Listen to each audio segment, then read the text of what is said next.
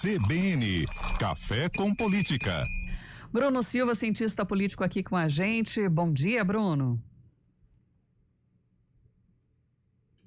Sandra, muito bom dia a todos os nossos queridos ouvintes aqui do CBN Campinas. Tudo bem por aí? Tudo certo, Bruno. Ontem a gente iniciava as informações em relação a essa manifestação lá na Câmara de Paulínia, né? Ainda as informações iniciais, mas a Aline acompanhou trazendo esse resultado e mostrando aí preferiram evitar o desgaste político também, né? Não tenha dúvida, né, Sandra? Até porque é aquilo que a gente já vinha comentando, né? Há um desgaste muito grande em relação a você promover mudanças como essa, porque no final das contas você cria critérios, cria condições, como inclusive uma das entrevistadas disse com razão, onde você pode gerar mais problemas do que geralmente assertividade, né? Ou seja, algo positivo ali para a própria corporação, enfim, para a população como um todo, né? Dá para entender, às vezes, até o ponto de vista do Poder Executivo, pensando em como isso escala, né, em relação a salários a médio prazo, longo prazo, a questão da própria carreira, como eu me referia ontem, mas é muito difícil quando você já tem um benefício estabelecido, você voltar e falar, não, agora eu vou criar uma nova regra, onde nós vamos ter pessoas ganhando menos e isso vai ser positivo. Não tem como você argumentar isso sob hipótese alguma, ainda mais se tratando de direitos que já foram consolidados, direitos que já são garantidos ali, à corporação, né, específico, a guarda municipal, nesse caso, mas isso caberia, fosse em relação a qualquer outra categoria de servidores, também teria desfecho muito parecido do ponto de vista da resistência deles em querer algum tipo de modificação. O que é preciso ser feito cada vez mais, e principalmente quando os prefeitos olham e acompanham a evolução do gasto, e a evolução do gasto público ela é significativa, é você observar sempre a criação de novos cargos, observar aquilo que você já tem, onde dá para enxugar a partir de aspectos que você consiga diminuir já dentro da máquina, sem mexer com os direitos, sem mexer com remuneração, sem mexer com aquilo que já está garantido por parte dos servidores, porque aí é pedir para ter dor de cabeça ainda mais no final do ano, né? Então, por exemplo, eu quero cortar porque de alguma forma isso traz benefício para a máquina pública como um todo. Então veja de comissionados, veja daqueles que popularmente a gente chama de cabides de emprego, né? Quando você tem pessoas que estão em funções que de repente não precisa de tanta gente assim, ou dá para rever o funcionamento da máquina pública. Então acho que é por aí que a coisa tem que caminhar, viu, Sandra? Uhum. Bruno, a gente está com a maioria das câmaras em recesso já, inclusive aqui de Campinas, mas a gente quer trazer alguns projetos que foram apresentados, né, antes desse recesso, e tem 2 deles de peso que podem alterar a rotina do usuário do transporte coletivo e também do motorista aqui em Campinas. É uma análise e eventual votação, no entanto, só deve ser apreciado realmente no começo do ano que vem. Mas o Kevin Camada traz os detalhes para a gente. A instalação de bebedouros de água potável para aliviar o calor entre as viagens de ônibus pode estar mais próxima de se tornar realidade em Campinas. É o que prevê um projeto de lei de autoria do vereador Otto Alejandro, do PL, que começa a tramitar na Câmara Municipal. A ideia é que os equipamentos, hoje disponíveis nos terminais do BRT, também se estendam às estações de transferência do sistema. Para quem pega diariamente ônibus em Campinas, a possível chegada dos bebedouros é bem-vinda, como destacam passageiros à espera do ônibus na estação BRT Ipauçurama, Parque das Bandeiras. Pega bastante BRT? Pego, todos os dias. Acho ótimo, precisa, vai ajudar bastante. Vai facilitar muito pro pessoal que pega muito ônibus, que não tem fácil acesso, porque às vezes tá esperando um ônibus, tem que sair para pegar uma água, alguma coisa, vai perto desse ônibus. Mas o sistema de BRT não é o único segmento a receber sugestões entre os vereadores. Alvo de reclamações entre os motoristas, a exclusividade dos corredores de ônibus rápidos em Campinas é tema de um projeto de lei protocolado pelo vereador Benê Lima, do PL.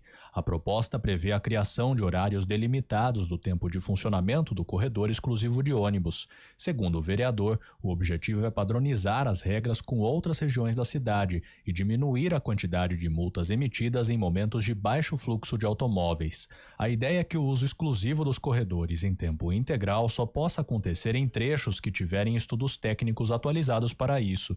Já nas faixas horárias com pouco movimento, como entre as 8 da noite e as 6 da manhã, Além dos domingos e feriados, o vereador propõe que o uso dos locais deveria ser livre. Na Avenida John Boy Dunlop, por exemplo, os motoristas avaliam que a medida pode ser positiva ao ajudar a garantir mais fluidez para o trânsito.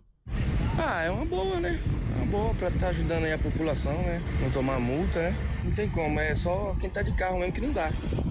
Espalho diminui um pouco o fluxo, os carros ficam muito afogados nessas duas vias, aí liberando a terceira via fica menos carro, né?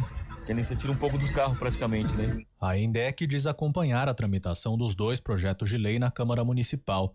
No caso da instalação de bebedouros no sistema BRT, a autarquia diz que acompanha a implantação de um projeto piloto sobre o tema, inclusive com testes já sendo desenvolvidos na estação BRT Aurélia. A ampliação da estrutura, no entanto, ainda aguarda a conclusão de estudos de viabilidade, já que depende do fornecimento de água potável nesses locais. Sobre o apelo do ouvinte pela criação de sanitários nas estações, a INDEC esclarece que o projeto do BRT contemplou a instalação dos espaços nos terminais, onde os usuários podem permanecer por períodos mais longos, aguardando conexões com linhas BRT ou alimentadoras. Já o projeto das estações foi pensado apenas para o embarque ou desembarque, quando o período de permanência tende a ser menor. Sobre a proposta de alterar as regras do uso dos corredores exclusivos de ônibus, a INDEC destaca que o conceito do sistema BRT se baseia em um grande número de trechos de uso permanente e exclusivo dos próprios veículos do BRT.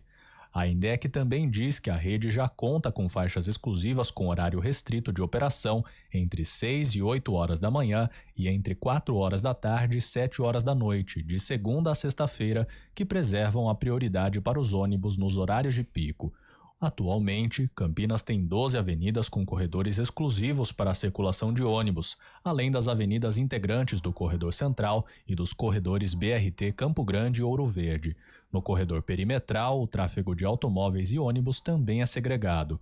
Dirigir em faixas exclusivas de ônibus é infração gravíssima prevista no Código de Trânsito e punida com 7 pontos na carteira e aplicação de multa de R$ 293,47.